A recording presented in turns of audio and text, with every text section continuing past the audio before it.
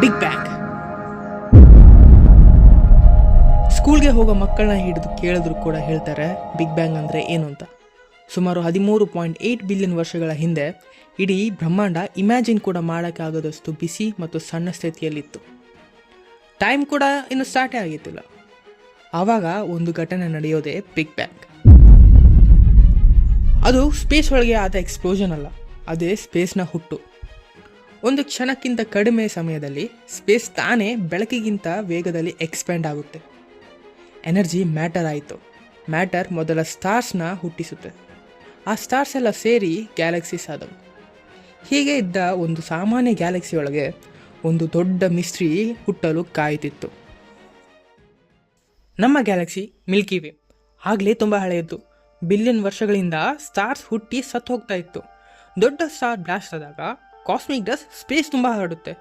ಅದು normal dust ಅಂತ ಅನ್ಕೋಬೇಡಿ. ಅದರೊಳಗೆ ಫ್ಯೂಚರ್ ಪ್ಲಾನೆಟ್ಸ್ ಮಾಡುವ ಇಂಗ್ರೀಡಿಯೆಂಟ್ಸ್ ಇದ್ದವು. Hydrogen, iron, carbon, ice, stone. Basically universe biryani ingredient ತಾನೇ ಅಂದ್ಕೊಳ್ಳಿ.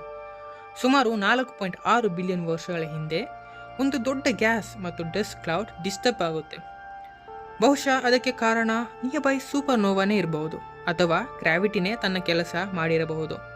ಆ ಕ್ಲೌಡ್ ಒಳಗೆ ಕೊಲ್ಯೂಷನ್ ಆಗಲು ಶುರುವಾಗುತ್ತೆ, ಮತ್ತೆ ನಿಧಾನವಾಗಿ ಸ್ಪಿನ್ ಆಗಲು ಆರಂಭಿಸುತ್ತೆ. ಅದರ ಮಧ್ಯದಲ್ಲಿ ಪ್ರೆಷರ್ ಡೇಂಜರಸ್ ಲೆವೆಲ್ಗೆ ಹೋಗುತ್ತೆ. ಟೆಂಪರೇಚರ್ ಇಮ್ಯಾಜಿನ್ ಕೂಡ ಮಾಡೋಕ್ಕೆ ಆಗೋದಷ್ಟು ಏರುತ್ತೆ. ಮತ್ತೆ ಒಂದು ಸ್ಟಾರ್ ಇಗ್ನೈಟ್ ಆಗುತ್ತೆ. ಅದೇ ನಮ್ಮ ಸೂರ್ಯ.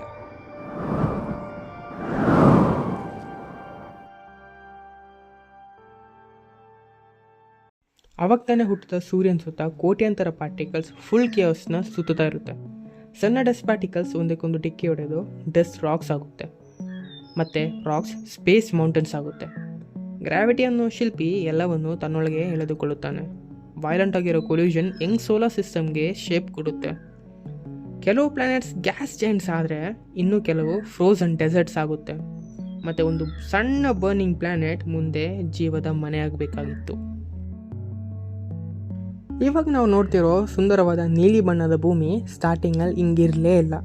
ನಿಜ ಅನ್ಬೇಕಂದ್ರೆ ಅದು ಪೂರ್ತಿ ನರಕವಾಗಿತ್ತು. ಮಾಲ್ಟನ್ ಫೈರ್, ಮ್ಯಾಗ್ಮಾ, ಆಸ್ಟ್ರಾಯ್ಡ್ಸ್ ಬ್ರೇಕೇ ಇಲ್ಲದೆ ಅಟ್ಯಾಕ್ ಮಾಡ್ತಾ ವಾಲ್ಕಾನಿಕ್ ಎರಪ್ಷನ್ ಆಗ್ತಾ ಗಾಳಿ ಫುಲ್ ಟಾಕ್ಸಿಕ್ ಆಗಿತ್ತು. ಓಷನ್ಸ್ ಅನ್ನೋದೇ ಇನ್ನೂ ಇರಲೇ ಇಲ್ಲ. ಮಿಲಿಯನ್ ವರ್ಷಗಳಿಗೆ ನಮ್ಮ ಭೂಮಿ ಏನೋ ಎರಡನೇ ಸೂರ್ಯನಂಗೆ ಹೊಳೆಯುತ್ತಿದ್ದ. ಆವಾಗ ಒಂದು ಇಂಪಾರ್ಟೆಂಟ್ ಥಿಂಗ್ ನಡೆಯುತ್ತೆ. ಗ್ರಾವಿಟಿ ಹೆವಿ ಮೆಟೀರಿಯಲ್ಸನ್ನ ತನ್ನೊಳಗೆ ಎಳೆದುಕೊಳ್ಳಲು ಶುರು ಮಾಡುತ್ತಾನೆ. ಐರನ್ ಕೆಳಗೆ ಶ್ರಿಂಕ್ ಆಗುತ್ತೆ. ಹೀಗೆ ಅರ್ತ್ ಕೋರ್ ಕ್ರಿಯೇಟ್ ಆಗುತ್ತೆ. ಅದೇ ಕೋರ್ ಮುಂದೆ ಲೈಫ್ ಸೇವ್ ಮಾಡುವ ಇಂಜಿನ್ ಆಗಬೇಕಾಗಿತ್ತು.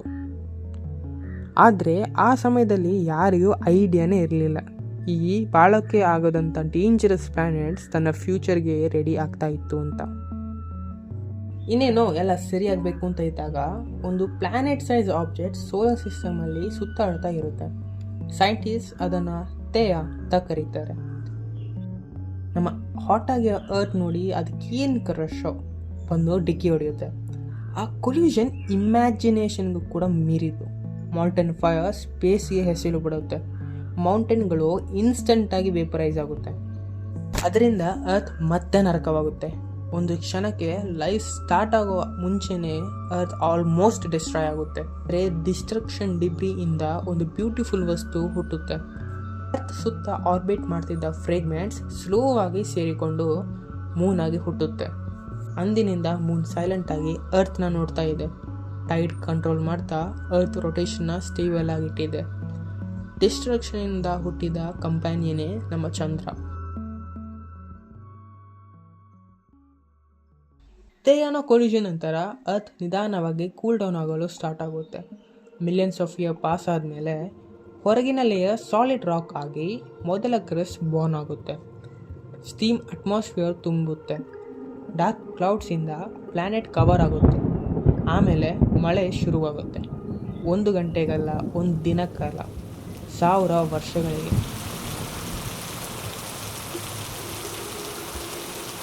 ಆ ಎಂಡ್ಲೆಸ್ ಮಳೆ ಲೋ ಏರಿಯಾಸನ್ನು ಫಿಲ್ ಮಾಡಿ ಮೊದಲ ಓಷನ್ನ ಕ್ರಿಯೇಟ್ ಮಾಡುತ್ತೆ. ಆದರೆ ರೈನ್ ಮಾತ್ರ ಸಾಕಾಗಲಿಲ್ಲ. ಡಾರ್ಕ್ ಸ್ಪೇಸಿಂದ ಫ್ರೋಸನ್ ಆಸ್ಟ್ರಾಯ್ಡ್ ಅರ್ತಿಗೆ ಕ್ರ್ಯಾಶ್ ಆಗ್ತಾ ಇರುತ್ತೆ. For the first time in history earth and seas. ಮತ್ತು ಆ ಏಷ್ಯಂಟ್ ಓಷನ್ ಕೆಳಗೆ ಮುಂದೊಂದು ಮಿಸ್ಟ್ರಿ ಕಾಯುತ್ತಿರುತ್ತೆ. ಅರ್ತ್ ಫಾರ್ಮ್ ಆದಮೇಲೂ ಡೇಂಜರ್ ಇನ್ನೂ ಮುಗ್ದಿತ್ತಿಲ್ಲ. ನಮ್ಮ ಸನ್ ಬರೀ ಲೈಟ್ ಮಾತ್ರ ಕೊಡ್ತಾಯಿತ್ತಿಲ್ಲ, ಜೊತೆಗೆ ಡೆಡ್ಲಿ ರೇಡಿಯೇಷನ್ನ ಕೂಡ ಕೊಡ್ತಾಯಿತ್ತು. ಸೋಲಾರ್ ವಿಂಡ್ಸ್ ಕಂಟಿನ್ಯೂಸ್ ಆಗಿ ಸ್ಪೇಸ್ ಮೂಲಕ ಬ್ಲಾಸ್ಟ್ ಆಗ್ತಾಯಿತ್ತು. ಒಂದು ಪ್ಲ್ಯಾನೆಟ್ನ ಡೆಸ್ಟ್ರಾಯ್ ಮಾಡೋಷ್ಟು ಸ್ಟ್ರಾಂಗ್ ಆಗಿತ್ತು ಅದು. ಮಾರ್ಸ್ ತನ್ನ ಮ್ಯಾಗ್ನೆಟಿಕ್ ಫೀಲ್ಡ್ ವೀಕ್ ಆದಮೇಲೆ ಅಟ್ಮಾಸ್ಫಿಯರ್ನ ಅದೊಂದು ದೊಡ್ಡ ಭಾಗವನ್ನು ಕಳ್ಕೊಳ್ತು. ಆದರೆ ನಮ್ಮ ಅರ್ತ್ ಹತ್ರ ಒಂದು ಸೀಕ್ರೆಟ್ ವೆಪನ್ ಇತ್ತು. Deep inside earth molten iron ಇನ್ನೂ ಮೂವ್ ಆಗ್ತಾ ಇತ್ತು. ಆ ಮೂಮೆಂಟ್ ಪವರ್ಫುಲ್ ಆದ ಮ್ಯಾಗ್ನೆಟಿಕ್ ಫೀಲ್ಡ್ನ ಕ್ರಿಯೇಟ್ ಮಾಡ್ತಾ ಇತ್ತು, ಒಂದು ಇನ್ವಿಸಿಬಲ್ ಶೀಲ್ಡ್. ಅಟ್ಮಾಸ್ಫಿಯರ್ ಹಾರ್ಮ್ಫುಲ್ ರೇಡಿಯೇಷನ್ನ ಬ್ಲಾಕ್ ಮಾಡ್ತಾ, ಮ್ಯಾಗ್ನೆಟಿಕ್ ಫೀಲ್ಡ್ ಡೆಡ್ಲಿ ಸೋಲಾರ್ ಪಾರ್ಟಿಕಲ್ಸ್ನ ಡಿಫ್ಲೆಕ್ಟ್ ಮಾಡ್ತಾ, ಟುಗೆದರ್ ಅವು ಲೈಫ್ಲೆಸ್ ರಾಕ್ನ ಲೈಫ್ ಸೇಫ್ ಆಗಿ ಸರ್ವೈವ್ ಆಗುವ ಪ್ಲ್ಯಾನೆಟ್ ಆಗಿ ಟ್ರಾನ್ಸ್ಫಾರ್ಮ್ ಮಾಡ್ತು.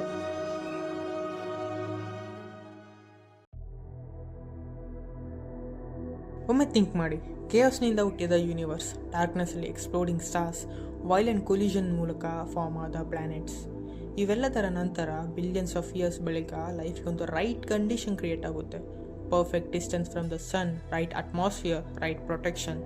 ಲೈಫ್ ಪಾಸಿಬಲ್ ಆಗೋ ವರ್ಲ್ಡ್ ನಮ್ಮ ಅರ್ತ್ ಒಂದು ನಾರ್ಮಲ್ ಪ್ಲ್ಯಾನೆಟ್ ಅಲ್ಲ, ಅದು ಕೌಂಟ್ಲೆಸ್ ಕಾಸ್ಮಿಕ್ ಆಕ್ಸಿಡೆಂಟ್ಸ್ ಮತ್ತು ಇಂಪಾಸಿಬಲ್ ಸರ್ವೈವಲ್ ರಿಸಲ್ಟ್.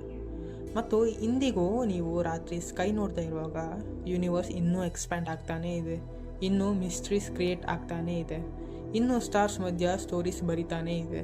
ಬಹುಶಃ ಇನ್ನೆಲ್ಲೋ ಇನ್ನೊಂದು ಅರ್ತ್ ಕೂಡ ಈಗ ಹುಟ್ಟಿರಬಹುದು.